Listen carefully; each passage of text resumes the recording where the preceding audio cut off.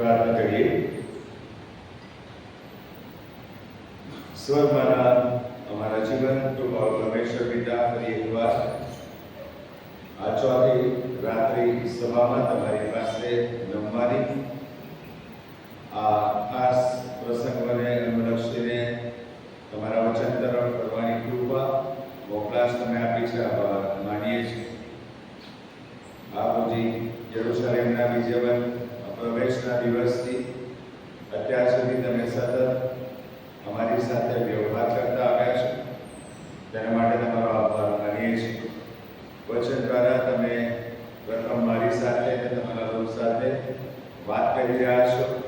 અમારા જીવનો સંબંધી તમે જે પ્રકાશ પાડી રહ્યા છો તેના માટે આભાર માનીએ છીએ. ફરી એકવાર આજે અમે તમારી તરફ અમારા મુખ ઊંચા કરીએ છીએ. આજનું વચન જે અમારા માટે આત્મિક માનના છે, એ આત્મિક માનનાને બધી તમે કંઈક માંગો, તોડો અને અમારી મધ્ય પીરસો, કે જેથી પ્રભુ અમારી આત્મિક ભૂખ તૃપ્ત થાય. અમે આ વચનના સાંભળવાથી તમારામાં વધુ દ્રઢ બનીએ, વધુ મજબૂત બનીએ, તમારી વધુ નિકટતાના સંબંધમાં આવીએ અને અમારા જીવનો તમારે સારું ઉપયોગી અને અસરકારક પાત્રો બને એ દિશામાં અમારી સહાય તથા મદદ કરો. વચન સમજવાને માટે પ્રભુ પવિત્ર આત્મા તમે અમારી સહાય કરો. તમામ વિક્ષેપકારક બાબતોને પ્રભુ ઈસુના પરાક્રમમાં અમે રદ બાતલ કરીએ છીએ. વચનમાં કેન્દ્રિત થવાને માટે જેઓ અંદર બેઠા છે તેમને અને જેઓ બહાર બેઠા છે તે પ્રત્યેકને પણ તમે સહાય તથા મદદ કરો. મુજબળ પાત્રને તમારા હાથમાં સોંપું છું. મારા વિચારોને પણ તમારી આધીનતામાં લાવું છું. તમે ઈચ્છો છો એ પ્રમાણે વચનને તમે અમારી મધ્ય લાવો અને એ દ્વારા પણ પ્રભુ તમે જ મહિમા પામો. અમારી આ પ્રાર્થના મારા મધ્ય સારનાર પ્રભુ ઈસુ ખ્રિસ્તને લીધે તમે સાંભળી છે, માટે આભાર માનીએ છીએ. આમેન. Hallelujah, hallelujah, hallelujah. આ ચોથી સાથે ફરી એક વખત આપ સર્વને પ્રભુ ઈસુ ખ્રિસ્તના નામમાં પ્રેમી સલામ પાઠવું છું અને ફરી એક વખત તમારો આભાર માનું છું. પ્રભુના વચન ઉપર પ્રેમ કરતા તમે મોટી સંખ્યામાં આ પ્રભુના નામથી ઓળખાતા ઘરમાં એકત્રિત થાઓ છો. સર્વને માટે પ્રભુને હું ધન્યવાદ આપું છું.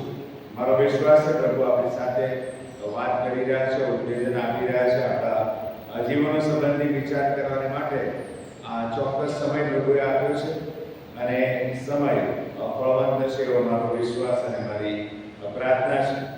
યાની સભાઓ માટે આખા વિશ્વભરમાં ઘણી બધી જગ્યાએ પ્રાર્થનાઓ થઈ રહી છે. જે મારી સાથે પ્રાર્થના મિત્રો જોડાયેલા છે ગ્લોબલી વિશ્વભરમાં, બધાને આ વિનંતી અમે શેર કરેલી છે અને ઘણા બધા વ્યક્તિઓ પ્રાર્થના કરી રહ્યા છે અને પ્રાર્થનાની અસર આપણે નિભાવી રહ્યા છે. વદસ્સત તરફની મુસાફરીના એક દિવસ વધારે આગળ આપણે આજે વધવા માંગીએ છીએ. સુવાર્તા 4:4 સાથે રાખીને તમે તપાસો તો બુધવારે એવી કોઈ વિશેષ ઘટના બની નથી કે જેને દ્રષ્ટાંત તરીકે જ્યાં પ્રભુ ઈસુ ખ્રિસ્ત દ્વારા શિષ્યોને કહેવામાં આવેલું હોય અથવા તો એવી કોઈ નોંધપાત્ર બીના બુધવારે આપણને જોવા મળતી નથી. પણ બુધવારે જે ઘટના બને છે વદસ્સતનું ક્લાઇમેક્સ જાણે કે લઈને આવે છે અને ઘણી બધી વખત ઘણી બધી જગ્યાએ આ બુધવારને સ્પાય વેડનેસડે, ગુપ્તતાનો આ બુધવાર એવી રીતે પણ જાણે કે ઓળખવામાં આવે છે. અને આજે આ બુધવારે તમારી સમક્ષ જે પાત્રને લઈને હું તમારી સાથે વાત કરવાનો છું એ પાત્રનું નામ છે યહૂદા ઇસ્કારિયોત. યહૂદા ઇસ્કારિયોત. અહીંયા ઘણા બધાના નામ યોહાન હશે અથવા તો જોની પણ હશે. ઘણા બધાનું નામ બિબ્લિકલ હશે, રાઈટ? પણ કોઈનું નામ યહૂદા પાડ્યું હોય એવું બહુ રેર કેસમાં જોવા મળશે. છે કોઈ યહૂદા નામ વાળું? કારણ કે સુવાર્તા વાંચતા, બાઇબલનું શિક્ષણ પ્રાપ્ત કરતા, સન્ડે સ્કૂલમાંથી પસાર થઈને યુથ ગ્રુપમાં અને ત્યારબાદ મળીની ભક્તિ સભાની વાત કરો યા આવી જાહેર સભાઓની વાત કરો તો યહૂદાના સંદર્ભમાં આપણે જે નિહાળીએ છીએ. આ બે શબ્દ તરત મારીને તમારી પાસે આવીને ઉભા રહે. યહૂદાએ પ્રભુ ઈસુ ખ્રિસ્તનો વેપાર કરી કાઢ્યો. પ્રભુ ઈસુ ખ્રિસ્ત એને વેચી કાઢ્યા અને એ પર સ્વાધીન કરનાર યહૂદા પોતે આત્મહત્યા કરીને મૃત્યુ પામ્યો. આપણે આ વૃત્તાંતથી એકદમ પરિચિત છીએ. માટે યહૂદા માટે આપણે ચોક્કસ પ્રકારનો અભિગમ ધરાવીએ છીએ. એક ચોક્કસ પ્રકારના દ્રષ્ટિકોણ સાથે આપણે યહૂદાને બાઇબલના વચનના પરિક્ષેપ્યમાં નિહાળીએ છીએ. પણ જો એવું કહું કે હું જ યહૂદા છું તો કદાચ બહુ ચોંકાવનારું લાગે. યહૂદાએ ઈસુનો સોદો એક જ વખત કર્યો. હું ને તમે દરરોજ ઈસુનો સોદો કરીએ છીએ. યહૂદીઓએ ઈસુને એક જ વખત વધસ્તંભે ચડાવ્યા. આપણે દરરોજ સવારે ઈસુને વધસ્તંભેથી ઉતારીએ છીએ અને દરરોજ રાત્રે સૂઈ જતા પહેલા આપણે જ કીધા ચડીએ છીએ. આપણે જ કીધા ચડીએ છીએ. નીતિવચન બહુ સ્પષ્ટ કહે છે, જો કોઈ માણસ પોતાના ઉલ્લંઘન કબૂલ કરે છે અને એનો ત્યાગ કરે છે, એની જ આબાદી થશે. શેતાને આપણને કબૂલાત સુધી મર્યાદિત કરી દીધા છે. ગઈકાલે મેં કહ્યું ને, આપણી પ્રાર્થના પ્રભુ જાણે અજાણે થયેલા પાપની ક્ષમા કર, પ્રભુની પાસે કૃપા માંગુ, પ્રભુ કાયમ જુઠ્ઠું ના બોલું. સવાર જોડથી શરૂ થાય.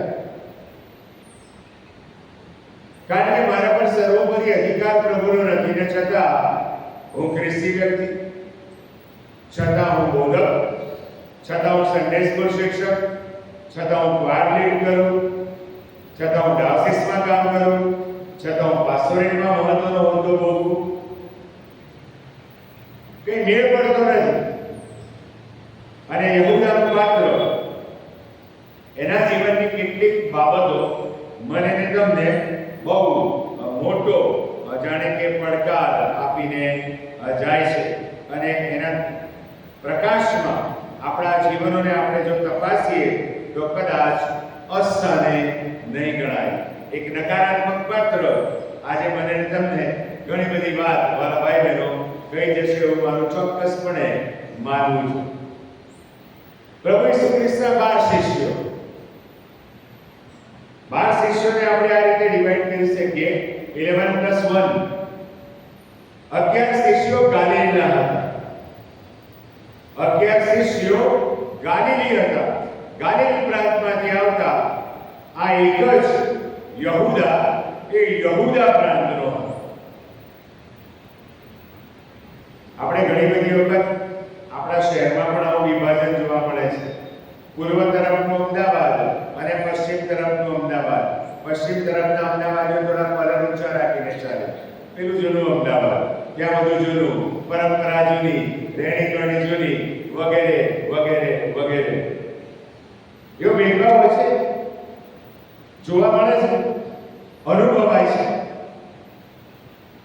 કારણ કે મનુષ્ય સ્વભાવ છે. તુલનાની હંમેશા માણસ તરત તુલના કરવાની શરૂઆત કરે છે. અમે આવા પેલા તેવા, એ વાત થાય છે. પછી અભ્યાસની વાત હોય, રહેણીકરણીની વાત હોય, લાઈફસ્ટાઈલની વાત હોય, એ બધામાં કમ્પેરિઝન થતું રહે છે અને કમ્પેરિઝન અસંતોષ તરફ લઈ જાય છે અને એ પછી ઘણા બધા પ્રશ્નોમાં પરિવર્તિત થતું હોય છે. ઈશ્વરે માણસને માણસ ઉત્પન્ન કર્યું છે. ભેદભાવ પાપનો પ્રવેશ થયો પછી આવ્યો છે. ભેદભાવ પાપના પ્રવેશ પછી આવ્યો છે. ઊંચ નીચની વાત, ભણેલા ના ભણેલાની વાત, ગરીબ અથવા તો તવંગરની વાત, ધનવાન અથવા તો દરિદ્રની વાત, એ બધી પાપની અસરો વ્યાપક પ્રમાણે સમાજમાં વ્યાપેલી મને અને તમને જોવા મળે છે. બાઇબલ કઈ જગ્યાએ લખે છે કે આદમ ડોક્ટરેટ ડિગ્રી વાળો હતો, છતાં એ કદાચ સૌથી જ્ઞાની હતો, કારણ કે પ્રાણીઓની પાસેથી પસાર કરવામાં આવ્યા, એણે દરેક પ્રાણીને નામ આપ્યા. કારણ કે ઈશ્વરની પ્રતિમા અને ઈશ્વરના સ્વરૂપ પ્રમાણે એ ઉત્પન્ન કરાયેલું સર્વશ્રેષ્ઠ સર્જન હતું. અને જે મેણે થાપ ખાધી એવી જ થાપ યહૂદાએ પણ ખાધી હતી. ગાલિલના લોકોને પ્રભુ ઈસુ ખ્રિસ્તના સમયમાં સેકન્ડ સિટીઝન માનવામાં આવતા હતા, થોડા ઉતરતા લોકો. પ્રભુ ઈસુ ખ્રિસ્તના માથીને બાદ કરો, લુકને બાદ કરો, એ સિવાયના મોટા ભાગના શિષ્યો કોણ હતા? માછીમાર હતા. માઇટી પિતરની વાત કરો, શક્તિશાળી પિતર, કે જેના માટે માથી 16:18 ની ભવિષ્યવાણી પ્રભુ ઈસુ ખ્રિસ્તે કરી હતી. તું કેફા કહેવાશે, ખડક પથ્થર તારા પર હું મારી મંડળી બાંધીશ. અંગૂઠા છે બધું. એ કોઈ યુનિવર્સિટી સ્કોલર નહોતો. એની પાસે પ્રાથમિક અક્ષર જ્ઞાન પણ નહોતું.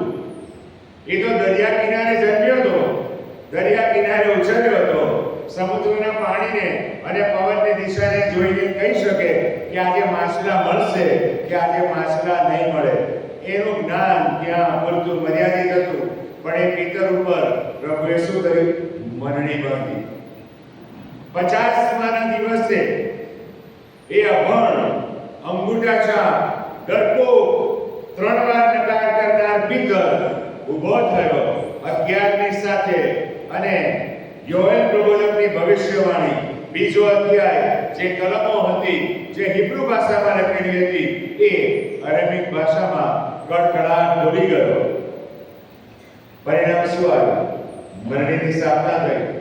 3000 વ્યક્તિઓ મંડળીમાં ઉમેરાયા અને કાર્ય આગળ ચાલ્યું. 3ના 5, 5ના 7 અને પછી યરુશલેમ, યહૂદિયા, સમૃદ્ધ અને પૃથ્વીના છેડા સુધી, રાણીપુર સુધી સુવાર્તા આવી. પ્રભુના સેવકો આવ્યા. એ બધાની સાથે યહૂદા હતો. એ જ પિતરની સાથે યહૂદા પણ હતો. પણ બાઇબલ કહે છે યહૂદા 50માના દિવસે જ્યારે પવિત્ર આત્મા ઉતર્યો ત્યારે હયાત નહોતો. ઈસુ મૃત્યુ પામ્યા એ પહેલા યહૂદાનું મૃત્યુ થઈ ચૂક્યું હતું. સાહેબે મને એક સરસ વાત કરી. અહીંયા બેઠા હતા. મંદિરના પૈસાનો વેપાર કર્યો, મંદિરના પરમેશ્વરને માટે, અને બરબાદ થઈ ગયો. મંદિરના પૈસાનો વેપાર કર્યો.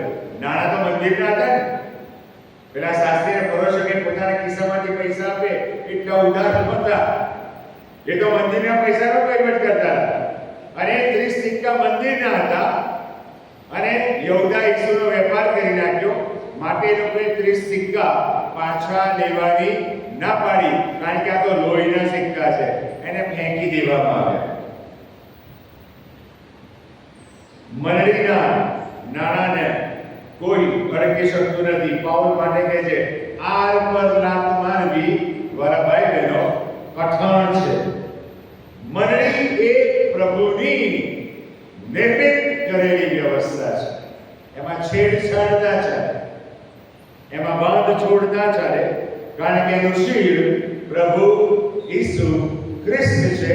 અને એ મંડળીમાં મને ને તમને પ્રબોધકો તરીકે, પ્રેરિતો તરીકે, શિક્ષકો તરીકે, જ્ઞાનીઓ તરીકે, સાજાપણું આપનાર વ્યક્તિઓ તરીકે જુદી જુદી કેટેગરીમાં પ્રભુએ મૂક્યા છે.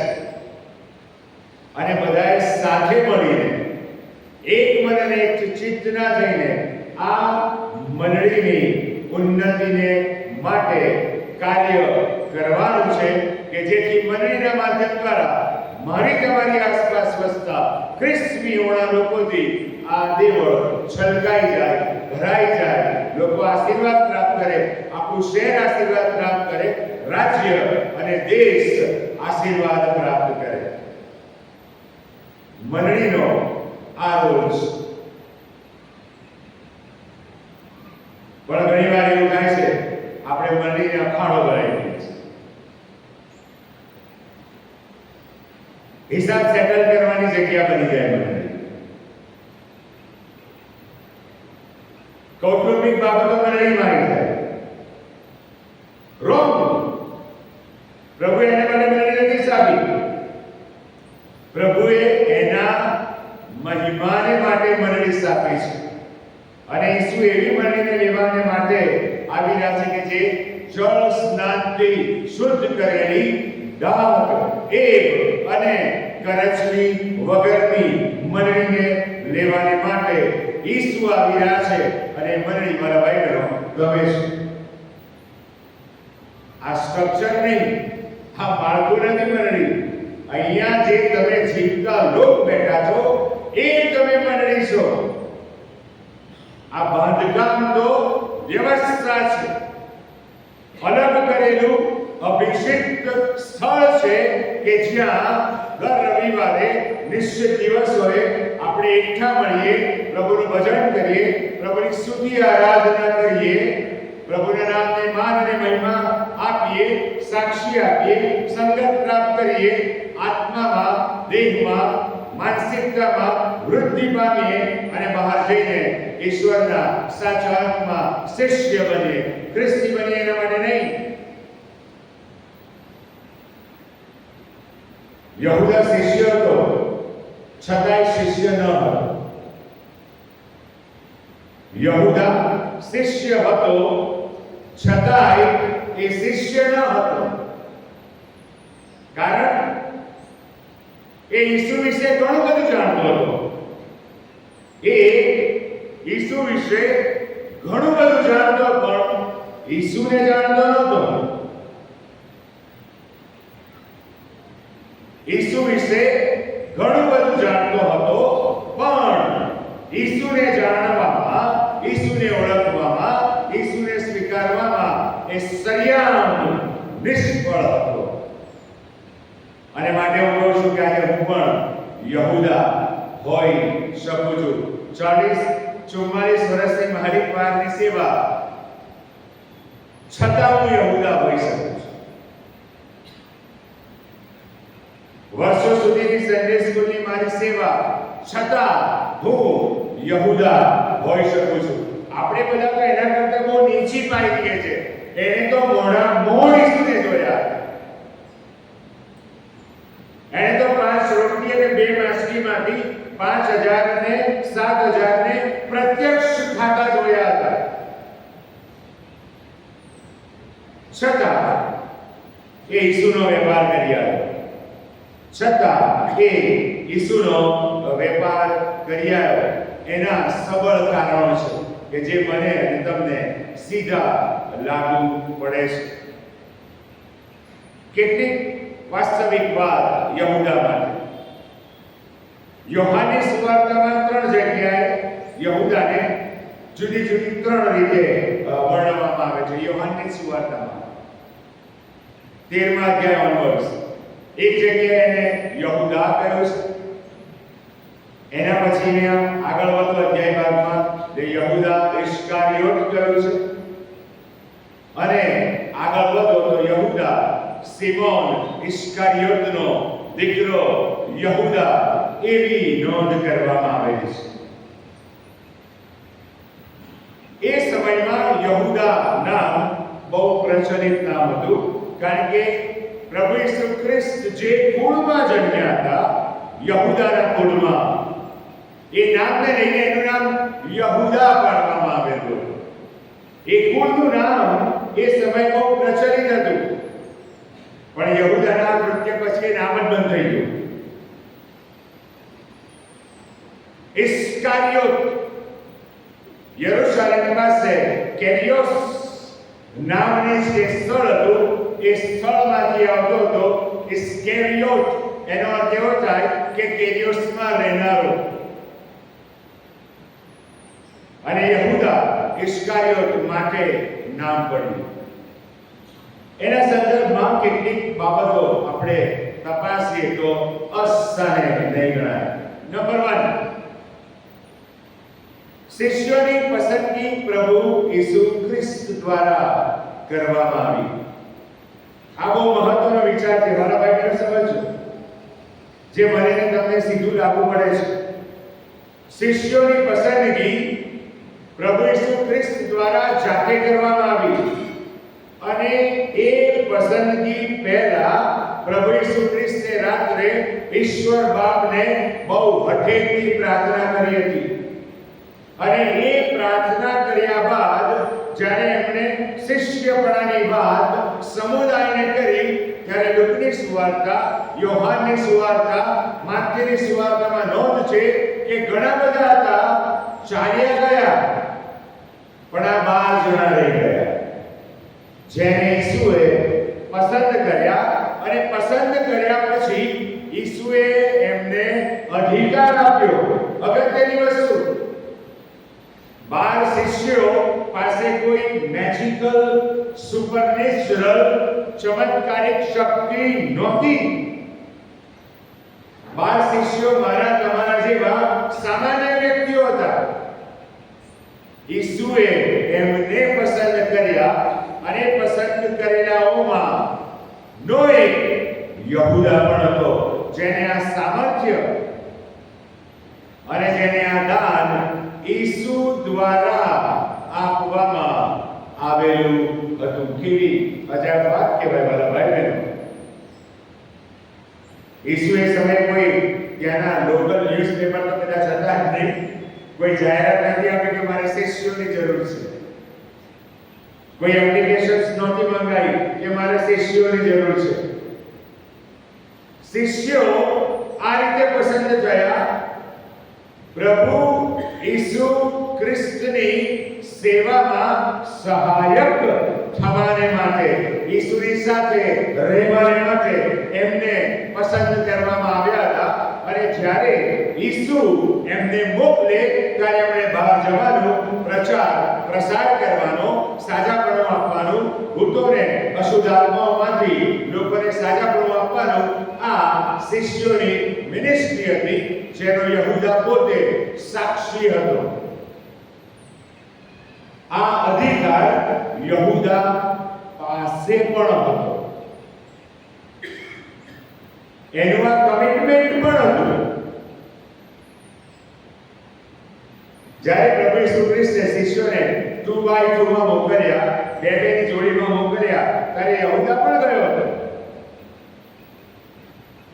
અને અદ્ભુત અજાયબ જેવું કામ કર્યું હતું શિષ્યોએ. મહત્વની વાત જે મને તમને સીધી લાગુ પડે, પ્રભુ ઈસુ ખ્રિસ્ત યોહાનની સુવાર્તામાં પણ કહે છે, તમે મને પસંદ નથી કર્યો, તમે મને પસંદ નથી કર્યો, મેં તમને પસંદ કર્યા છે. અને માટે પ્રભુ પવિત્ર આત્મા પાઉલની પાસે એફેસીયોના પત્રના 1 અધ્યાયની 4 કલમમાં લખાવે છે કે જગતના મંડાણની અગાઉ મેં તમને પસંદ કર્યા છે. જગતના મંડાણની અગાઉ તમે જે દરેક વ્યક્તિઓ અહીંયા બેઠા છો, રાણીપુર મંડળીના સભ્ય હો કે બીજી કોઈ મંડળીના સભ્ય હો, તમારી પસંદગી ઈશ્વર દ્વારા કરવામાં આવી છે. એ વાસ્તવિકતા સમજવી, સ્વીકારવી ખૂબ જ જરૂરી બાબત છે. તમે એમને અહીંયા આવીને બેઠા નથી, તમે અહીંયા છો. આ ગામમાં તમારો વસવાટ થયો છે, આ ગામમાં તમને પ્રભુ ઈસુ ખ્રિસ્તની ઓળખ પ્રાપ્ત થઈ છે, તમારા વડવાઓએ પ્રભુ ઈસુ ખ્રિસ્તનો સ્વીકાર કર્યો છે. એ દેવની ઈચ્છા છે, દેવની ઈચ્છા છે. તમે ઓર્ડિનરીલી અહીંયા આવીને બેઠા નથી. પ્રભુએ તમને પસંદ કર્યા છે જગતના મંડાણ અગાઉ. શેના માટે? એના મહિમાને માટે, એના રાજ્યની વૃદ્ધિને માટે. જાઓ અને સર્વ દેશનાઓને શિષ્ય કરો, બાપ, પુત્ર અને પવિત્ર આત્માના નામે બાપ્તિસ્મા આપતા જાઓ. ધ ગ્રેટ કમિશન, દૈવી મહાન આદેશ એ મારા અને એ તમારા માટે છે. અને એના માટે મને ને તમને ઈશ્વરે પસંદ કર્યા છે. મારા ભાઈ બહેનો, અંગ્રેજોએ ભારતમાં બહુ લાંબા સમય સુધી રાજ કર્યું, ઘણા લાંબા સમય સુધી રાજ કર્યું. એમણે એમની રાજ સત્તાનો ઉપયોગ કર્યો હોત, એમની રાજકીય બળનો ઉપયોગ કર્યો હોત, તો ભારત દેશ એક ખ્રિસ્તી દેશ બની ગયો હોત. પણ એ પ્રભુની યોજના નહોતી. પ્રભુની યોજના શું હતી? હસ્કેલ પ્રબોધકની પુસ્તક, પ્રથમ હું મારા લોકમાં મહિમાવાન થઈશ. પ્રથમ પ્રભુ રાણીપુર મરડીમાં મહિમાવાન થશે, પછી ગ્યાસપુરમાં, પછી સાવાડીમાં, પછી બીજી જગ્યાઓ પર. પણ પ્રભુને મહિમાવાન કરવાની જવાબદારી કોની? મારી, તમારી. પ્રભુએ મને અને તમને પસંદ કર્યા છે એના મહિમાને માટે, આ દેશ માટે, આ રાજ્ય માટે, આપણી આસપાસ વસતા લોકો માટે આશીર્વાદનું માધ્યમ બનવાને માટે. શું હું એ માધ્યમ છું? શું મારા દ્વારા હું બીજાઓને ઈશ્વરના આશીર્વાદનો ભાગીદાર બનાવી શકું છું? કે પછી હું યહૂદા સમાન છું? ઈસુની સાથે 3 વર્ષ ચાલ્યો, ખભે ખભા મિલાવી. એની આંખોએ બહુ સ્પષ્ટ જોયું હતું, એના મગજે સ્પષ્ટપણે તાર્કિક રીતે વિચાર્યું હતું, અને એની પાસે પુરાવા હતા એ સ્વીકારવાના કે ઈસુ એ દૈવી અધિકાર ધરાવનાર ઈશ્વર પુત્ર છે. છતાં એ નિષ્ફળ ગયો. યહૂદા નિષ્ફળ ગયો એનું પ્રથમ કારણ એ પ્રભુની પ્રવૃત્તિમાં ભાગીદાર હતો. એ પ્રભુની તમામ પ્રવૃત્તિનો ભાગીદાર હતો, પણ ઈસુ એના જીવનના ભાગીદાર નહોતો. મણીમાં રિટ્રીટ છે, ખુશીથી જાઉં છું. મણીમાં આત્મિક જાગૃતિની મીટિંગ છે, હું ખુશીથી જાઉં છું. ઉપવાસ અને પ્રાર્થના છે, હું ખુશીથી જાઉં છું.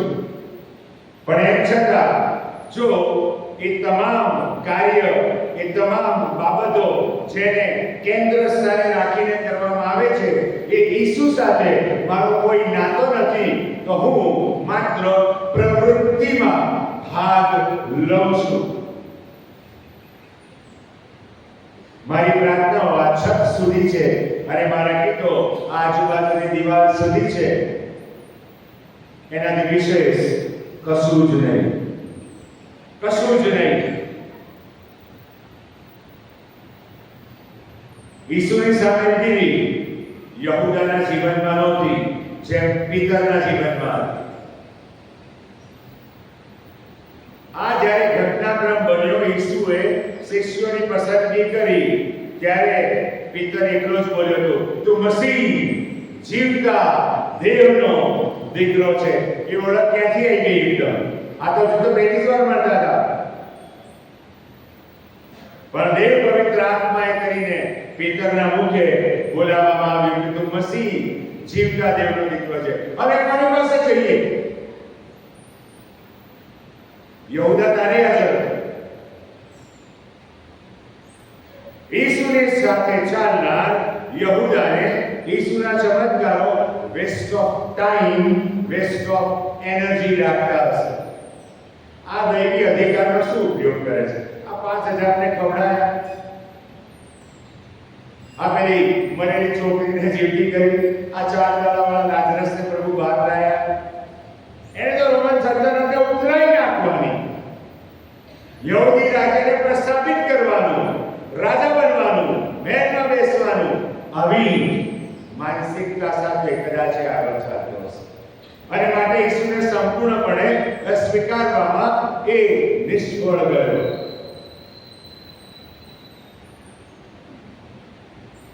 એનું પ્રભુ ઈસુ ખ્રિસ્ત સાથે ભાગ લેવો એ પ્રાસંગિક હતું, હેતુસભર હતું. અને માટે પ્રભુ ઈસુ ખ્રિસ્તને જે રીતે એને ઓળખવા જોઈએ, જે રીતે પ્રભુ ઈસુ ખ્રિસ્તમય એને બનવું જોઈએ, એ બની શક્યો નહોતો. ઘણા બધાને એવો પ્રશ્ન થતો હશે, ખાસ કરીને જે લોકો એક એવી ઉંમરે પહોંચ્યા છે કે જેમણે આમાં ઘણા બધા સંદેશાઓ સાંભળ્યા, ઘણો બધો બાઇબલ અભ્યાસ કર્યો, ઘણી બધી વખત યહૂદા વિશે સાંભળ્યું હશે.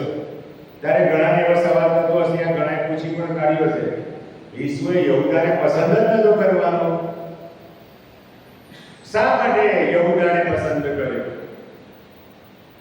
જેમ ઘણાને સવાલ થાય છે ને કે એદેનવાડીમાં પેલા ભલુકુંડુ ઝાડના વૃક્ષનું ફળ જ નતું રાખવાનું, એ ઝાડ જ ખોટું રાખ્યું. આ બધી જફા ઊભી થઈ, આ તોડીને ફળ ખાધું ને ઈસુને આવવાની વાત થઈ, એ ઝાડ જ ના આવતો. દેવની ઈચ્છાને ડિબેટ ના કરાય, પ્રભુની યોજનાને સ્વીકારવાની હોય. પ્રભુ ઈસુ ખ્રિસ્ત યહૂદાને ઓળખતા હતા? હા, ઓળખતા. એના સ્વભાવથી પરિચિત હશે? હા, પરિચિત હશે. પણ મારા ભાઈ બહેનો, યહૂદા બદલાયો ક્યારથી? યહૂદામાં પરિવર્તન ક્યારથી આવ્યું? આપણે બધા એવું કહીએ યહૂદા ખજાનચી હતો, છેડી રાખતો હતો, જે બધો વહીવટ આવે, નાણાં આવે, એ બધા કોથળીમાં રાખતો હતો અને કોથળીમાંથી પૈસા કાઢી પણ લેતો હતો. આપણી પાસે આ માહિતી છે યહૂદા માટે. તમે કદી એવું વિચાર્યું કે 12 શિષ્યોના ટોળામાં સૌથી ક્વોલિફાઈડ ખજાનચી કોણ હતો? માથી જાણી, કારણ કે તો ક્વોલિફાઈડ હતો, ટેક્સ કલેક્ટર હતો, દાન પર બેસતો હતો, માટે અકાઉન્ટનું સૌથી વધારે જ્ઞાન તો માથી પાસે હતું. લુકમન લર્નેડ હતો, વૈદ હતો, મેડિકલ પર્સન હતો. બધા જ પ્રભુના શિષ્યો કરતા સૌથી વધારે જ્ઞાની લુક હતો, ભણેલો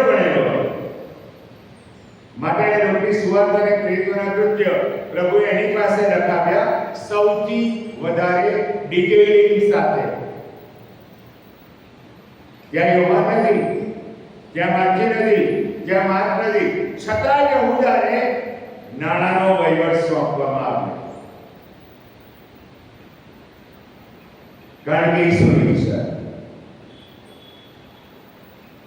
પ્રભુ મને ને તમને ઘણી બધી બાબતો ઉપર વાલા ભાઈ બહેનો ઠરાવે છે, પણ ઘણી બધી વખત આપણને પ્રભુ જે હેતુ માટે વાપરવા માંગે છે એ હેતુ પારખવામાં હું અને તમે નિષ્ફળ રહીએ છીએ અને આપણી સેવાઓ નિષ્ફળ જાય છે. હમણાં ગુજરાત ડાયોસિસમાં ચૂંટણીનો માહોલ ચાલે. દર વર્ષે ફેબ્રુઆરી મહિનો આવે એટલે અમે સર્ક્યુલર ઇસ્યુ કરીએ અને ચૂંટણી પ્રક્રિયા ડાયોસિસની 147 પાસોરેટમાં ચૂંટણી પ્રક્રિયા થાય અને ઘણી બધી જગ્યાએ અમારે જવું પડે. એક ભાઈ મારી સાથે આમ વાત કરતા, અમદાવાદ દ્વારની વાત, કેમ પાસોરેટમાં તમે આવ્યા? મને પેલા ભાઈએ કીધું ને એકદમ પાસોરેટમાં. મેં કીધું ઈસુએ કહ્યું?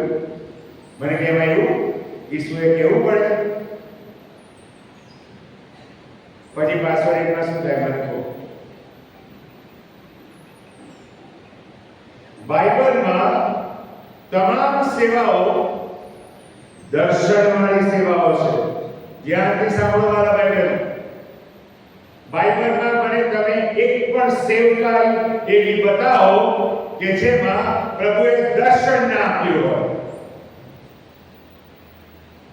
મૂસા બરતા ઝાડવામાં દર્શન, યશાયા દર્શન, યિર્મિયા દર્શન, હસ્કીએલ દર્શન, દાનિયેલ દર્શન. અરે ઈસુની પણ સેવા દર્શનની સેવા. સાઉલ પાઉલની સેવા પણ દર્શનવાળી. આપણે એમને સેવામાં ઝુકાઈએ છીએ.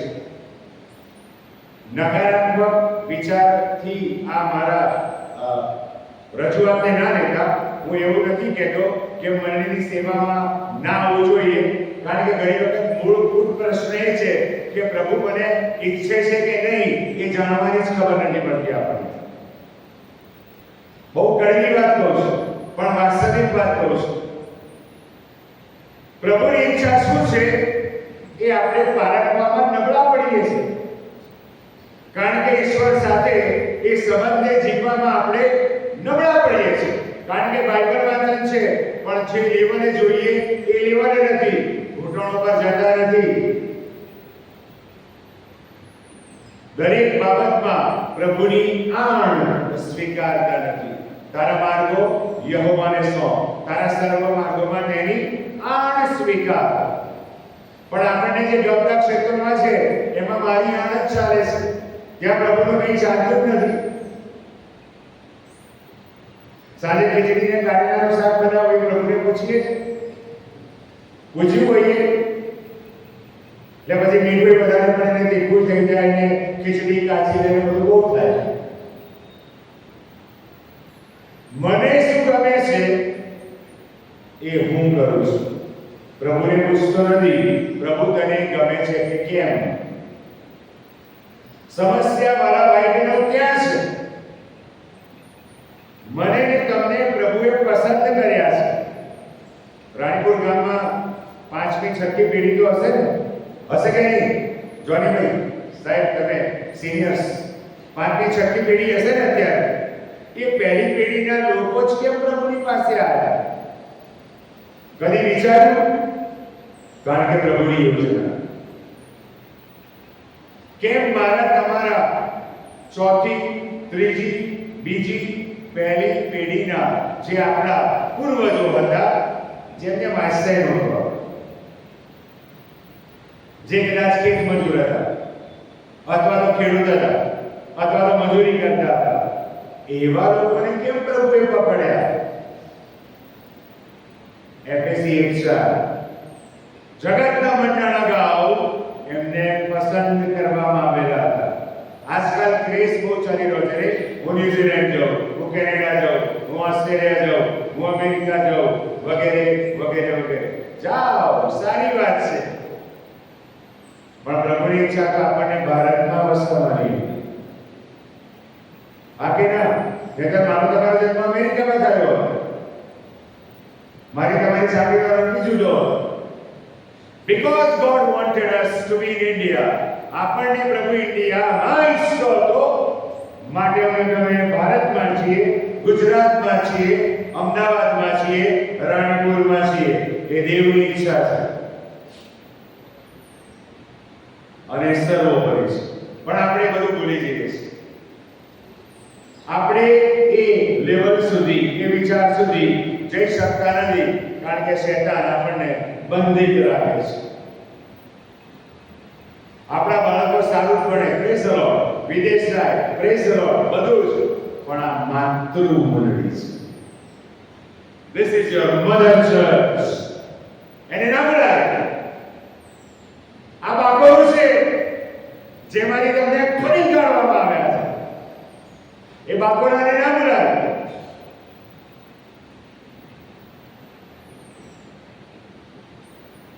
આપણે જાણીએ છીએ શું થાય છે. અઘરી વસ્તુ છે. પ્રભુની ઈચ્છામાં, પ્રભુના ઈરાદામાં, પ્રભુની યોજનામાં આપણે ચોક્કસ જગ્યા ઉપર પ્રભુએ આપણને મૂક્યા છે. કાર્ય કરવાને માટે, મહિમા આપવાને માટે. યહૂદાની પસંદગી પણ એવી જ હતી. એવું નતું કે પ્રિડેસ્ટિન્ડ, પહેલેથી નિર્માણ કરેલો હતો યહૂદા એ જ જઈને ઈસુને વેચી આવશે, એવું કંઈક પહેલેથી નિર્માણ થયેલું નહોતું. He had equal chance. એની પાસે પણ સમાન તક હતી જે બાકીના 11 શિષ્યો પાસે હતી. પણ મેં કીધું ને, એ ઈસુ વિશે ઘણું બધું જાણતો હતો, પણ એ ઘણા બધાના ઈસુને એ જાણતો નહોતો. સન્ડે સ્કૂલમાં કોઈ પણ ક્લાસમાં 5 વર્ષ ભણાવીને બાઇબલમાં પારંગત હોઈ શકું છું, પણ એ મને ક્વોલિફાય નથી કરતું કે હું સ્વર્ગમાં જઉં. હું તો ખુલ્લું કહું છું કે આટલા બધા સંદેશા આપ્યા પછી પણ જો હું પ્રભુના માર્ગમાં ચાલવામાં મારી પીછેહટ થાય તો લુક બહુ સ્પષ્ટ કહે છે, હળ પર હાથ દીધા પછી જે પછવાડે જુએ છે એ દેવના રાજ્યને લાયક નથી. વાલા ભાઈ નથી.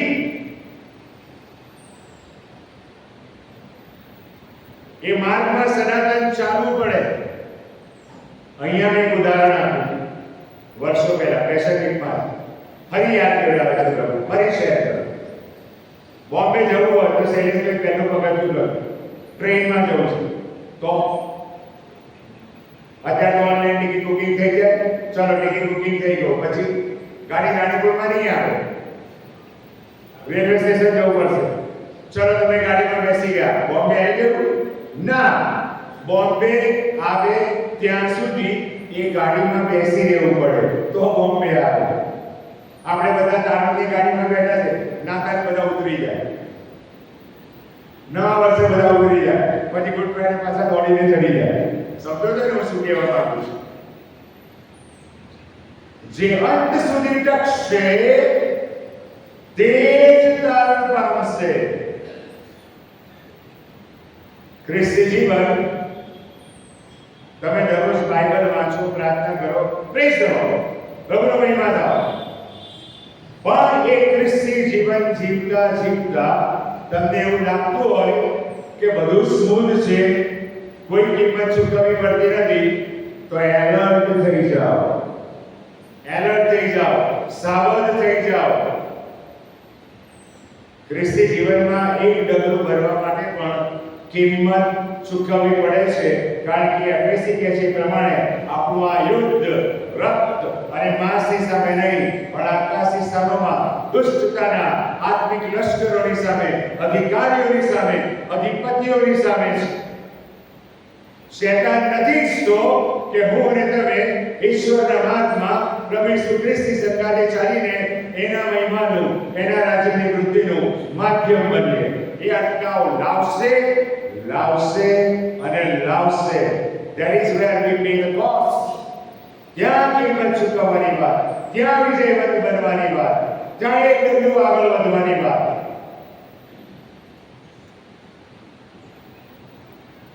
બહુ પ્રેક્ટિકલ વાત કરું. તમે ક્વાઇટેમાં બેઠા છો ને, બાજુના ઘરમાંથી કંઈક જુદો અવાજ ચાલુ થશે, ડિસ્ટર્બન્સ. તમે વચન વાંચી ના શકો. તમે બાઇબલ વાંચવા બેસા છો ને, અચાનક એવા સગા આવશે કે જે કદી ના આવ્યા હોય, બધું ડિસ્ટર્બ. પછી એક ક્વાઇટેમ પાછો નહીં થાય દિવસમાં, ગેરંટેડ. ફરી પાછા તમે એ રીતે નહીં બેસી શકો. શૈતાન ચાલાક છે. એનું હાલના સમયમાં મૂળભૂત કામ એ મારો અને તમારો સમય ચોરી લે છે. સમય ચોરી લે છે.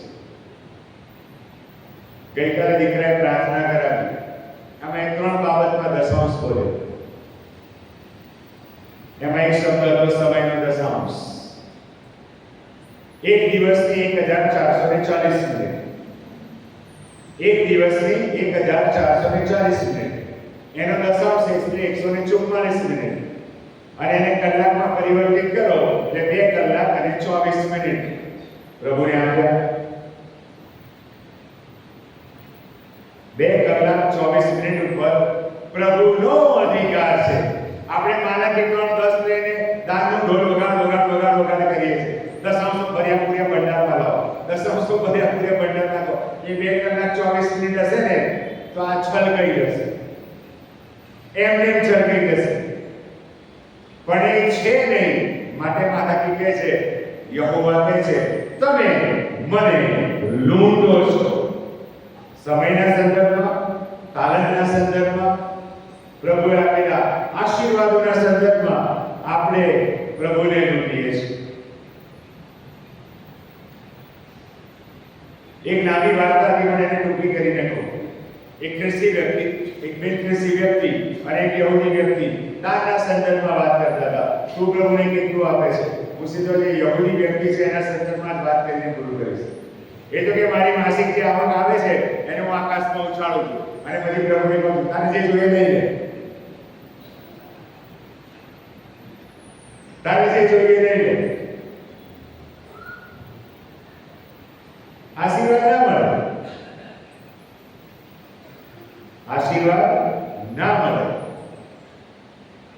જે પ્રભુનું છે એ પ્રભુનું જ છે. મને અને તમને વહીવટ સોંપવામાં આવ્યો છે. નાણાંનો, બાળકોનો, કુટુંબનો, તાલંતોનો, મંડળીની સેવામાં છે તો મંડળીનો પ્રભુએ સોંપેલો વહીવટ છે. યાદ રાખજો, છેલ્લા દાડે હિસાબ થશે અને થશે જ. હું નથી કહેતો, બાઇબલ કહે છે ગભરાઈ ના જતા. ઘણાને એમ લાગે હું તો સેવા છોડી દઉં, આ તો હિસાબ આપવો પડશે, એવું ના વિચારતા. હું તો ઉત્તેજન આપું છું આપણી સેવાઓને વધુ સબળ બનાવવા માટે, આપણી સેવાઓને વધુ પ્રબળ બનાવવા માટે, આપણી સેવાને વધુ અસરકારક બનાવવા માટે. અહીંયા બેઠેલા દરેક એ પ્રભુના સેવક સેવિકા છે. ખાલી પાસ્ટોરેટ સમિતિના સભ્યો નહીં, ખાલી બારના સભ્યો નહીં, ખાલી મહિલા સંગઠનના સભ્યો નહીં, ખાલી સિનિયર સિટીઝન બોર્ડના સભ્યો નહીં, યુથના સભ્યો નહીં. અહીંયા બેઠેલ દરેક સ્ત્રી, દરેક પુરુષ, તમે પ્રભુના સેવક સેવિકાઓ છો અને પ્રભુએ તમને ઓછામાં ઓછું એક તાલંત તો આપેલું છે અને છે જ. કયું તાલંત? પ્રાર્થનાનું તાલંત. કેટલો ઉપયોગ કર્યો? તમે 1 મે આવે ને તમારી પ્રાર્થના લખજો, પછી દરરોજ પ્રાર્થના લખજો અને 31મી મેની બી પ્રાર્થના લખજો અને પછી બધી પ્રાર્થનાઓ વાંચજો.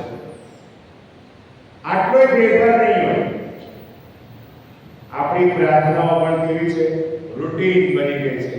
માટે રોમિયોના પત્રમાં પાઉલ શું કહે છે? યથાયોગ્ય શી પ્રાર્થના કરવી એ આપણને ખબર જ નથી. આપણી પ્રાર્થના કેવી? હું મા બાપ હોઉં તો પ્રાર્થના કરું, ઓ પ્રભુ મારું લગ્ન થઈ ગયું, હવે મને સંતાન આપ. પ્રભુએ સંતાન આપ્યું. સંતાન આપ્યું એટલે સંતાન માટેની પ્રાર્થના ચાલુ. મોટું થાય એના અભ્યાસ માટેની પ્રાર્થના ચાલુ. થોડો વધારે સારો અભ્યાસ કરે એટલે વધારે ક્વોલિફાઈડ થાય એની પ્રાર્થના ચાલુ. ભણી ગણી લે એટલે એના લગ્નની પ્રાર્થના ચાલુ. માં જ કરીએ છીએ. આપવાની વાત જ નહીં. બધું માંગે છે. પ્રભુ આ, પ્રભુ પેલું આ, પ્રભુ ફલાણું આ, પ્રભુ આમ કર, પ્રભુ વિઝા મળી જાય, પ્રભુ આપણને એડમિશન મળી જાય, પ્રભુ અહીંયા નોકરી મળી જાય, બધું મળી જાય. પછી રવિવારે મળીશું પ્રભુ, એક દિવસ આવીશું દેવામાં અને એવી સંદેશો સાંભળતા ત્યારે આવીશું, દાન આપીને ઘેર જઈશું. દાઉદ શું કહે છે? તારા મંદિર વિશેની આશા મને ખાઈ જાય છે. ભજન સંગીતનું ગીત ગાતા હશો ને, ચલ્લીને ગરજે અબાબિલને માળો, રક્ષવાને જ સંતાન. દાઉદનું ગીત વાંચો. દાઉદને ઈર્ષા આવી કે આ ચલ્લી, આ અબાબિલ એ 24 કલાક દેવના મંદિરમાં રહે છે. માટે દાઉદ કહે છે હું મંદિરના દરવાન થવાનું વધારે પસંદ કરું. આ મંદિર માટે જેને આપણે પ્રભુનું દર કહીએ છીએ એના માટે એવી આસ્થા છે. તો કદી કોઈ પ્રશ્ન થાય, બધું ડિસિપ્લિનમાં ચાલે, બધું જ વ્યવસ્થિત ચાલે અને બધે જ પ્રભુને માન અને મહિમા મળે. પણ મેં પહેલા દાડે કીધું હતું ને, અહીંયા જ ઊંઘી જવા, અહીંયા ચાલુ કરશે, ટેક્સ્ટિંગ ચાલે. અરે ક્લાયન્ટ એવું આવે, એક ભાઈ તો મને કહેતા હતા એક છોકરી બતાવવાની છે, ક્યાં આવવાનું? ભક્તિ સભામાં આવજો. મારી વાત નથી કરતો, બીજાની વાત કરું છું. અને પછી ભાઈ છોકરી ક્યાંથી ઓળખાશે? પહેલી બેન્ચે બેઠી હશે. આટલી હદ સુધી આપણે ગયા છે. આટલી હદ સુધી આપણે ચાલ્યા ગયા છે. હું ઘણી વાર યુથ રિટ્રીટમાં કહું છું, આદમમાંથી હવાને પ્રભુએ ઉત્પન્ન કરીને ત્યારે આદમ ઘસઘસાટ ઊંઘતો હતો. અહીંયા તો આદમ ફાંફા મારે છે, હવા ક્યાં છે ને હવા ફાંફા મારે છે, આદમ ક્યાં છે?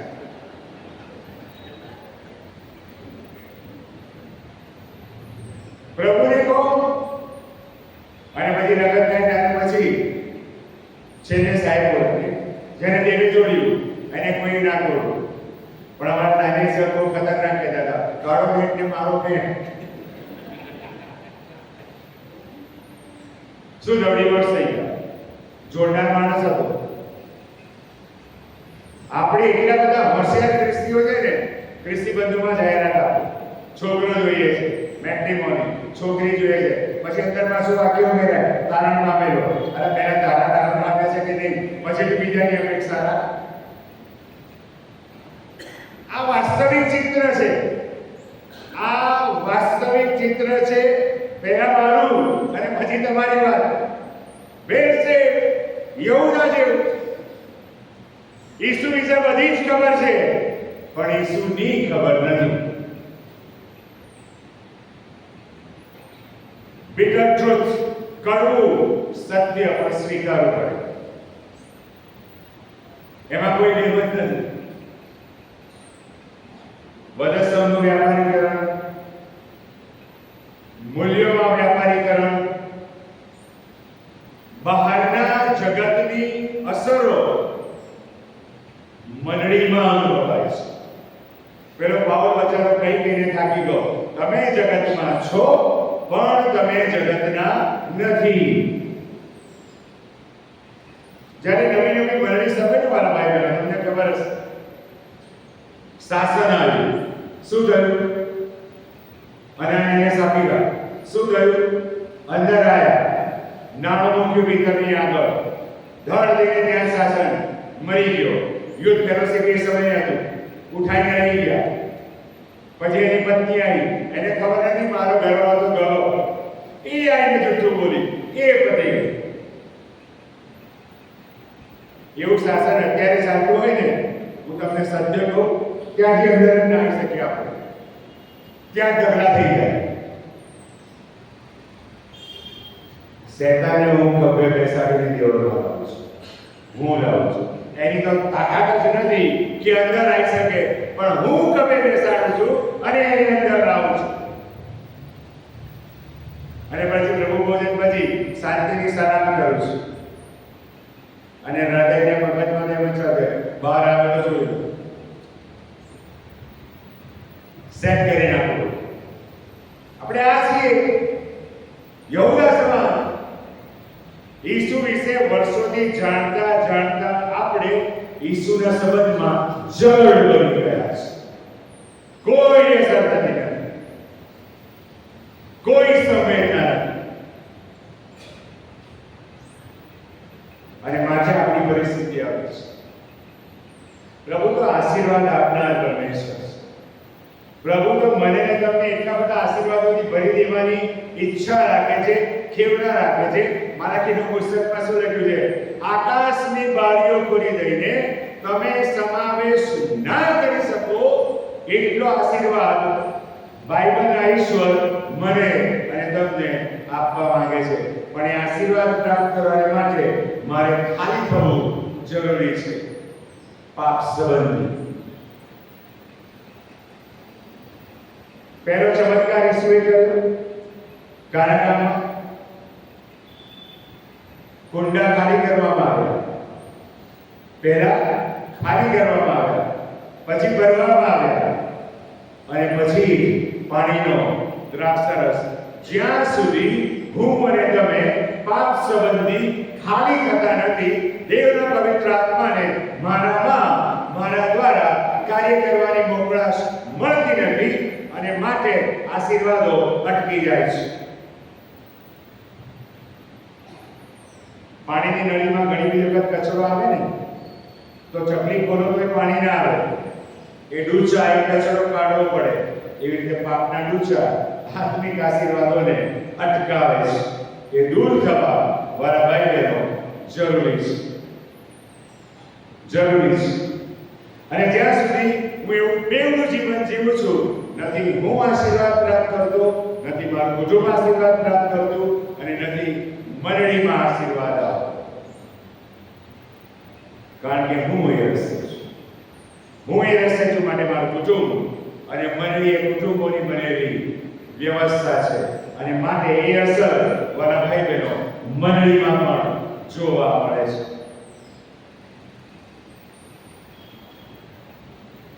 યહૂદા 3 વર્ષ ઈસુની સાથે ચાલવા છતાં એ ઈસુને વેચનારો વાલા ભાઈ બહેનો બની ગયો. છેલ્લી બાબત, અને એની સાથે હું પૂરું કરીશ.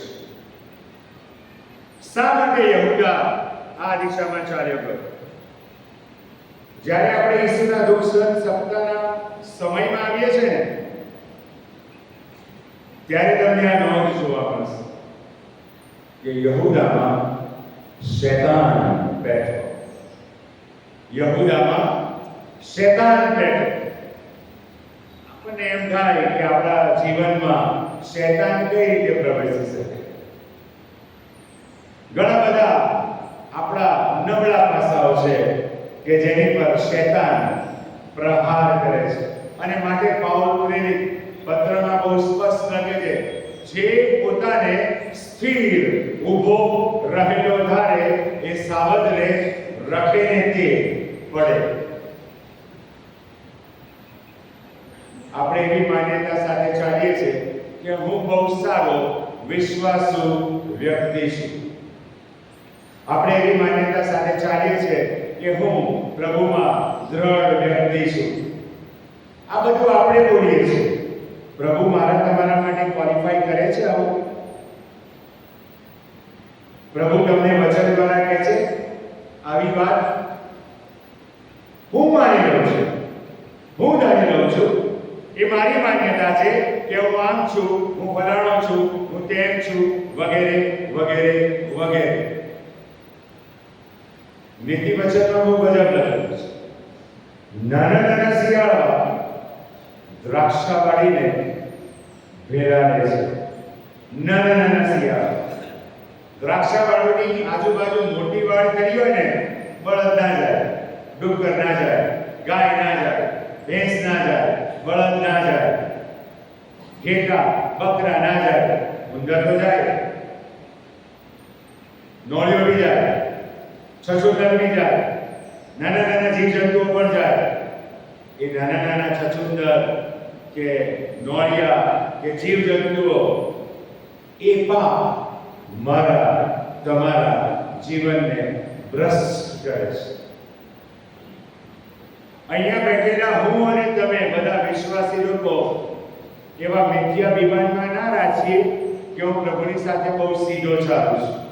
સોરી, અહીંયા બેઠેલ કોઈ એવું છે કે જે એમ કહેતું હોય કે હું જુઠ્ઠું નથી બોલતો? છે કોઈ? તે સૌથી મોટો જુઠ્ઠું. અને બાઇબલ જુઠ્ઠા માટે શું કહે છે? શૈતાન જુઠ્ઠો અને જુઠ્ઠાનો બાપ છે. તો હું જુઠ્ઠું બોલું તો મારો બાપ કોણ? શૈતાન. પણ આપણે તો સ્વાભાવિક જુઠ્ઠું બોલીએ છીએ. ચલો આજે તો આ સભા છે, આત્મિક જાગૃતિની સભા છે. બાળક સાહેબે બી જાહેરાત કરી, પાસવેટ વાળાની બચારા ઘેર કરીને ચોપાને આપ્યા. કોઈ મિત્ર ઘરે આવ્યો, ચલો મીટિંગમાં નથી ગયો, સખત માથું દુખે છે. મને જ ખબર હોય માથું દુખે છે કે શું દુખે છે, પણ માથું દુખે છે, ઘેર રહી ગયા, વાત પૂરી. સુગર કોટેડ લાઈસ, મધ જળતું જૂઠ બોલવામાં આપણે એક્સપર્ટ બની ગયા છે. બાઇબલ શું કહે છે? તમારી હાનિ હા અને નાની ના. પણ આપણે તો સાચવવાના બિઝનેસમાં છીએ ને, યાર એને ખોટું ના લાગે, અમને સાચવી લો યાર, ખોટું ના લાગે. એમને સારું જ લગાડવાનું, એટલે સારું જ બોલવાનું. ઉપરવાળો તો કરો બાજુ પર, એને જે લાભ હોય લાગે. એવો વિચાર જ નથી આવતો. આવે જેવો વિચાર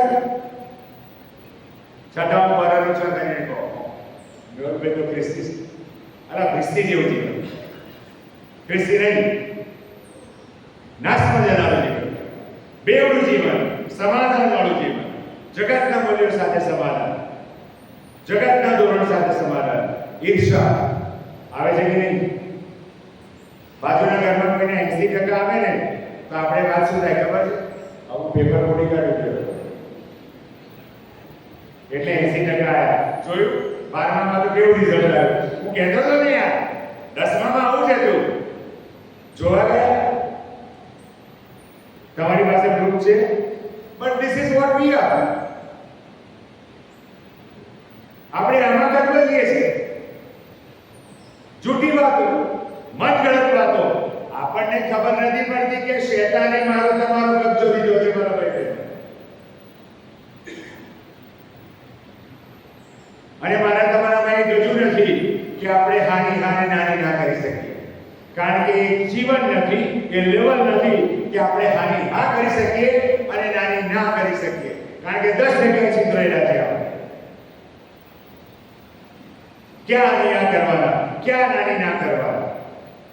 અને પછી પ્રભુ મહિમા માંગે? પોસિબલ નથી. માટે મેં શરૂઆતમાં કહ્યું, હું યહૂદા છું. અદેખાય, વિતંડાવાદ, ટીકાઓ. ટીકાનું તો મેં કીધું ને, આપણે સર્ટિફિકેટ લઈને કરતા હશે.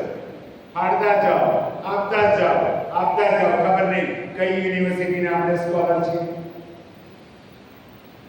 ખબર ના હોય તો બોલવાનું, અને ખબર હોય તો વધારીને બોલવાનું. એક હોય તો 10, 10 ના 100, 1 ના 11, 11 ના 111 કરવામાં આપણે હોશિયાર છે. વિચારતા નથી કે આ બોલવાથી શું અસર થશે. આપણે કદી વિચારતા. બાઇબલ તો બહુ સ્પષ્ટ કહે છે, સમયને અનુસરીને બોલેલો શબ્દ રૂપાની ટોપલીમાં સોનાના ફળ જેવો છે. ઈસુ કહે છે, બાઇબલ કહે છે, તમારું બોલવું સલુણ હોય, ઉન્નતિકારક હોય. આપણે લોકોના હૃદય સાથે, મનો સાથે, સંબંધો સાથે બોલીને છેડછાડ કરીએ છીએ. છેદભેદ કરી નાખીએ છીએ. એક વાક્ય 50 વર્ષના સંબંધને રફે દફે કરી કાઢે છે. અને છતાં હું એવો અભિમાનથી મેળવું છું, હું તો સાચું જ બોલું છું. પહેલા ઉપર પૂછ, તું કેટલું સાચું બોલે છે.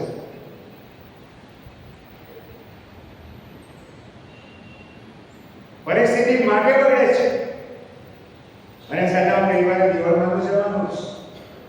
એવું ના કહેતો સાહેબે કીધું છે આવો આવે તો દેવળમાં. હું એવું નથી કહેતો, પ્લીઝ ડોન્ટ મિસઅન્ડરસ્ટેન્ડ મી. પણ આ તો ચિત્ર છે જે પહેલા મને લાગુ પડે છે. મારા કુટુંબને, મારા સંતાનને, મારા બાળકોને, મારા સગાઓને પહેલા લાગુ પડે, પછી બીજાની વાત. હું અલગ થઈને વાત નથી કરતો. આપણે આવા છે, આપણી પરિસ્થિતિ આવી છે, અને એના કારણો આપણે તપાસી રહ્યા છે, જે પહેલા મારી અમલમાં મૂકવાના છે, પછી તમારી વાત કરીશ. નાના શિયાળવા દ્રાક્ષા વાડીને બેલાડે છે. એનાથી દૂર રહેવું જરૂરી છે. અને દૂર ત્યારે જ રહેવાશે જ્યારે ઈસુ ખ્રિસ્ત રાજાધિરાજ મારા હૃદયમાં વિરાજમાન છે. બીજી એક પ્રેક્ટિકલ વાત. શેતાન ક્યાં ભાગી જાય છે? ક્યાં ભાગી જાય છે? બહુ અગત્યની વાત.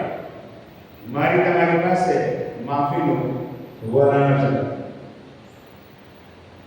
આપણે કોઈને સહેલાઈથી માફ કરી શકતા નથી. પ્રભુ ઈસુ ખ્રિસ્ત શું કહે છે? જો તું તારું અર્પણ લઈને વેદીની પાસે આવે, ધ્યાનથી સાંભળજો, અને ત્યારે તને લાગે કે તારા ભાઈને, તને નહીં, તારા ભાઈને તારી વિરુદ્ધ કંઈક છે, તે અર્પણ ત્યાં મૂક, તારા ભાઈ પાસે પાછો જા, સમાધાન કર, અને પછી અર્પણ અર્પિત કર. આપણામાં તાકાત છે માફી આપવાની? નો. ઈશ્વરે તો શું કીધું? એક ગાલ પર તમાશો મારે, દરજે બીજો ગાલ. એટલે ઘણા એવું કે બે ગાલની વાત છે, પછી તો બાપુ આપણો વારો. બે જ ગાલની વાત આવે છે, ત્રીજા ગાલની વાત નથી આવતી. પછી તો આપણે જ. માટે ઈશ્વરે બધા સંબંધી કહ્યું, હે બાપ, તેઓને માફ કર, કેમ કે તેઓ જાણતા નથી કે તેઓ શું કરે છે. માફી નહીં આપવાનું વલણ શેતાનને સ્થાન આપે છે. ધ્યાનથી સાંભળો. માફી નહીં આપવાનું વલણ શેતાનને સ્થાન આપે છે. બીજી બાબત, પ્રેક્ટિકલ વાત. આપણે બધા જુદા જુદા પૂર્વગ્રહથી પીડાઈએ છીએ. યહૂદા પણ પૂર્વગ્રહથી પીડાતો હતો. ઈસુએ આમ કરવું જોઈએ. પેલી બાઈ જટામાસીનું અત્તર લઈને આવી, ઈસુનો અભિષેક કર્યો, એના લાંબા સૌંદર્યના પ્રતીક સમાન વાળથી અને ઈસુના પગ લૂછ્યા અને યહૂદાએ કચકચ કરી. આ તો એક વર્ષના પગાર જેટલું મોંઘું અત્તર વેચીને પાછો કેટલો હોશિયાર છે, કેટલા બધા ગરીબોને મદદ કરી શકાય. આપણે આવું બોલતા છીએ. ટોટલ બિબ્લિકલ પણ 100% નોન બિબ્લિકલ. આપણે આટલા હોશિયાર થઈ ગયા છે, બાઇબલની વાત કહીને બાઇબલની વિરુદ્ધ વાત કરીએ છીએ. શિષ્યો તો કન્વિન્સ થઈ ગયા છે, આ તો સારું કે છો, આ અત્તર વેસ્ટ ગયું. She was worshiping God. એ તો ઈસુનો અભિષેક કરતી હતી મરણ અગાઉ. માટે ઈસુ ત્યાં આગળ એને ટપકારે છે, ચૂપ થઈ જા, મારા મરણ અગાઉ એણે મારો અભિષેક કર્યો છે. પણ આપણે પણ આ દિશામાં આગળ વધીએ છીએ. પૂર્વગ્રહ, માન્યતાઓ, પૂર્વધારણાઓ, ઇટ્સ અ સીડ. અને મારા હૃદયમાં, તમારા હૃદયમાં બીજાઓને માટે નિષ્ઠુરતા ઉત્પન્ન કરે છે, એક ચોક્કસ પ્રકારનો અભિગમ ઉત્પન્ન કરે છે. અને માટે આપણે પ્રાર્થના કરવા તો બેસીએ છીએ, પણ એક મનના અને એક સ્થિતિના થઈ શકતા નથી. અને માટે મારી તમારી પ્રાર્થનાઓ સંભળાતી નથી. આ કુટુંબના સંદર્ભમાં પણ એટલું જ સાચું અને મંડળીના સંદર્ભમાં પણ એટલું જ કઠોર સત્ય. It's an opening for demon, devil.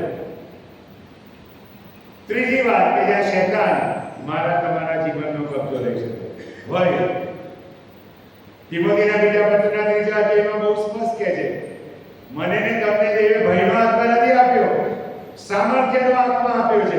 પણ આપણે ભયભીત છીએ, કારણ કે ઈસુમાં જે સલામતી મળે છે એ સલામતીના અનુભવમાં હું અને તમે નથી. દાનિયેલ સિંહોના બિલમાં પડી ગયા પછી પણ ભયભીત નહોતો. શાદ્રાક, મેશક, અબેદનગો 7 ગણી ગરમ ભઠ્ઠીમાં પડ્યા પછી પણ ભયભીત નહોતા. પ્રથમની મંડળીની સતાવણી થતી હતી. લોકોને ઓપેરાની અંદર ખુલ્લા મેદાનમાં 10-15 દિવસથી ભૂખ્યા સિંહોની સામે ઉપરથી ફેંકી દેવામાં આવે અને સિંહો એમને ઉપર ફાડીને કુરશા કરી કાઢે. ત્યારે પણ એ લોકો પ્રેઝ ધ લોર્ડ અને હાલેલુયા સ્વર્ગના ગીતો ગાતા ગાતા શહીદ થઈ ગયા. દવાના થઈ ગયા. ભય નહોતો, કારણ કે હૃદયમાં ઈસુ હતો. અનંત જીવનની ખાતરી હતી. અને માટે પાઉલ બહુ ગજબ લખે છે, મારે જીવવું તે ખ્રિસ્ત અને મારે મરવું તે લાભ છે. શૈતાનની માથું ગજવાડે કે આ કેવો માણસ છે યાર. જીવવું તે ખ્રિસ્ત અને મરવું તે લાભ. કેમ? મરીશ તો સ્વર્ગમાં જઈશ, સનાતન દૈનિક સંગતમાં. અને આપણને સૌથી મોટી બીક મરણની લાગે છે. આપણે મરણ પતાવી હોઈએ ને આપણને કોઈ આવું કે વચન આવીને કે ને મારે જીવવું તે ખ્રિસ્ત અને મરવું તે લાભ, કુટુંબવાળા કાઢી કે બીજી વાત બોલાવવાની, આ કેવો સેવકાર, કેવી વાત કરે છે. 100% આપણે એવું કહીએ, કારણ કે આ દેહ વાળું લાગે છે, જગત વાળું લાગે છે, જગતની જાત જમાડવાની લાગે છે. હું થોડું વધારે જીવી લઉં, થોડા વધારે વર્ષો, થોડા વધારે દિવસો, થોડું આમ કરી લઉં, થોડું તેમ કરી લઉં. અને શૈતાન મને તમને ભયભીત કરે છે.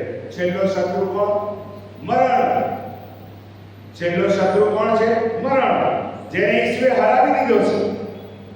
પણ આપણે હારી ગયેલા ખ્રિસ્તીઓ મરણની બીકથી પીડિત છીએ, કારણ કે ખ્રિસ્ત ઈસુમાં મારું જે જીવન હોવું જોઈએ એ જીવન છે. ભયનો આત્મા છે, સંદેહનો આત્મા છે. પ્રભુ કામ કરશે કે નહીં કરે, શંકા છે વાલા ભાઈ. ગઈકાલે વચન આવ્યું ને, તમે પર્વતને કહેશો કે ઉંચકાઈને સમુદ્રના ઊંડાણમાં નંખાઈ જા, રઈના દાણા જેટલો વિશ્વાસ. મેં એવું પ્રાર્થના કરી, "ઓ પ્રભુ, તાવ આવે છે મને સાચવવામાં, મેં તો ડોક્ટરને ત્યાં જઈશ, ડોક્ટરને તું જ્ઞાન આપ, ડાયગ્નોસિસ કરવા માટે કૃપા", વગેરે વગેરે વગેરે. ખાલી પ્રાર્થનાઓ, ખોખરી પ્રાર્થનાઓ. પેલા સુબેદારની કેવી જબરજસ્ત વિશ્વાસ, "પ્રભુનો શબ્દ બોલ, મારો ચાકર સાજો થશે." પેલા 38 વર્ષથી માંદો, વારમાં સાજો, બે અંધ ભિખારીઓ, પ્રભુએ કાદવનો ઊંચો પડ્યો. શું કીધું? સિલોના કુંડમાં જઈને તો ઇન્સ્ટન્ટ સાજાપણું. પાર્થિમાઈ શું કરું? પ્રભુને જોતા ઇન્સ્ટન્ટ સાજાપણું. એ વિશ્વાસ છે. આપણી આસપાસનું મેડિકલ સાયન્સ, આપણી આસપાસની શોધખોળો, આપણી આસપાસ જે પ્રવર્તમાન વિશ્વ છે એ ધીમે ધીમે એ સાબિતી તરફ જઈ રહ્યું છે કે જે આપણને એક તબક્કે એમ કહેશે, ઈશ્વરની કોઈ જરૂર નથી. આજથી 5 વર્ષ પહેલા ટાઈમ્સ ઓફ ઇન્ડિયામાં એક લિંક આપી. એમાં વૈજ્ઞાનિકોએ, ખાસ કરીને યુએનઓના જે મેડિકલ વિંગના ઓફિસર્સ હતા, એ લોકોએ સંશોધનો હાથ ધર્યા હતા અને એ લોકોએ એવું ડેક્લેરેશન આપ્યું હતું કે બાય 2030 અમે પૃથ્વી પર માણસનું આયુષ્ય 150 વર્ષનું કરી દઈશું. They are doing. એ લોકો કરી રહ્યા છે. મારા અને તમારા શરીરમાં ડીએનએ હોય છે. બધાને ખબર હશે, હવે તો વિશાળ વિષય છે, મોબાઈલ હાથમાં છે એટલે બધી માહિતી તમારી પાસે છે. એક વૈજ્ઞાનિકાએ, લેડીએ ડીએનએ સીઝર બનાવી. ડીએનએ ને કાપી શકો એવી કાતર બની. બાળક જન્મે, એના ડીએનએ નો અભ્યાસ થાય, એને 17મા વર્ષે કઈ માંદગી આવશે, એના 45મા વર્ષે એના હૃદયની શું પરિસ્થિતિ હશે, એ જન્મ સમયે ફિક્સ થઈ જાય અને એનો ઉપાય પણ ત્યારે જ થઈ જાય. એ દિશામાં મેડિકલ સાયન્સ ક્યારનું આગળ વધી છે. ચમત્કારિક દવાઓ બજારમાં આવી રહી છે અને એવી ચમત્કારિક દવાઓ કે આપણે જો વિશ્વાસમાં નબળા હોઈએ તો ગ્લાયકોડિન પરનો ભરોસો જતો રહે, ભરોસો વધી જશે, જીસસ પરનો ભરોસો જતો રહેશે. આપણે એવા વિશ્વ તરફ જઈ રહ્યા છે કે જેનો રાજા બનનાર એ ખ્રિસ્ત વિરોધી છે. નામ જ પોતે જ કહે છે, ખ્રિસ્ત વિરોધી. અને ત્યારે વચનનું ઊંડાણ નહીં હોય, વચન આપનાર સાથેનો જીવંત સંબંધ નહીં હોય, ખ્રિસ્તમાં ઊંડા ઉતરેલા નહીં હોઈએ તો આપણે ખ્રિસ્તી હોવા છતાં બીજા કોઈ રસ્તે ચાલતા હશે. બીજા કોઈ રસ્તે ચાલતા હોઈશું. અને એક છેલ્લી બાબત જેની સાથે હું પૂરું કરીશ, ત્રીજી મહત્વની બાબત, આજ્ઞાધીનતા. યહૂદાના જીવનમાં ઓબીડિયન્સ નહોતું. આદમ અને હવાએ જે પાપ કર્યું ને એમાં અનાજ્ઞાધીનતા પ્રથમ સ્થાને આવે છે. પ્રભુએ જે કહ્યું હતું એના કરતા વિપરીત એણે કર્યું. પ્રભુએ કહ્યું હતું કે વાડીમાંના દરેક વૃક્ષનું ફળ તમારે ખાવું, પણ ભલું મોટું જાણનાર વૃક્ષનું ફળ તમારે ખાવું નહીં. જે દાડે તું ખાશે એ દાડે તું મરશે જ મરશે. 2 ટાઈમ્સ બાઇબલમાં જ્યારે 2 વખત કોઈ શબ્દ આવે ને ત્યારે એનું વેઇટેજ વધી જાય, એની વાસ્તવિકતા વધી જાય, એની પાછળનો ગુડાર્થ વધી જાય. હું તમને ખચિત કહું છું, મીન્સ એ પથ્થર પર લખી બિબ્લિકલી અને એમણે ખાધું. અને પછીની વાત આપણને તમને ખબર છે.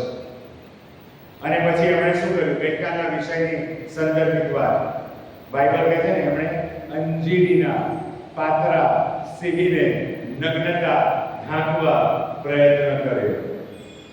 ત્રીજા અધ્યાયના છેલ્લા ભાગમાં વાંચો, યહોવા દેવે એમને ચામડાના વસ્ત્ર આપ્યા, પ્રાણીનો વધ થયો, રક્ત વેવડાવ્યા વગર પાપની માફી નથી. આપણે પણ પેલી અંજીરી સમાન યહૂદાની જેમ પર્ણોથી ઢંકાયેલા છે. લીલાછમ ખ્રિસ્તીઓ, લીલાછમ ખ્રિસ્તીઓ. પણ ઈસુ પાસેથી આવીને જુએ તો કે ઓળખો નથી. પણ જે અંજીરીના સંબંધમાં બન્યું એ મારા તમારા સંબંધમાં બનવાનું નથી. આવો મારા બાપના આશીર્વાદી. પ્રભુએ મારે તમારે સારું જગા તૈયાર કરી છે, જ્યાં મારે તમારે જવાનું છે. સ્વર્ગીય દેશ, સ્વર્ગીય જ્ઞાનમાં જવાનું છે. એના માટે પ્રભુ આજે મને તમને આહ્વાન આપે છે, મારી સાથે સીધું કરો. તમારા પાપ ગમે તેવા ભયન કરો, એ વ્યસનનું પાપ હોય, વ્યભિચારનું પાપ હોય, ઈર્ષાનું પાપ હોય, રાજકારણનું પાપ હોય, જે નામ આપવું એ નામ તમે આપો. ઈસુના લોહીમાં સગળા પાપોની માફી છે. જરૂર છે મારે ઈસુ પાસે આવવાની અને નિખાલસ કબૂલાત હૃદયના ઉનાળથી, હો પ્રભુ ઈસુ મુझ પાપી પર દયા કર. પ્રભુ બધું બદલી નાખશે. પ્રભુ આપણને કૃપા આપે. પ્રાર્થના કરીએ. મારા સાહેબને વિનંતી કરીશ કે તેઓ વચનના પ્રકાશમાં પ્રાર્થનામાં દોરવાની આપશે.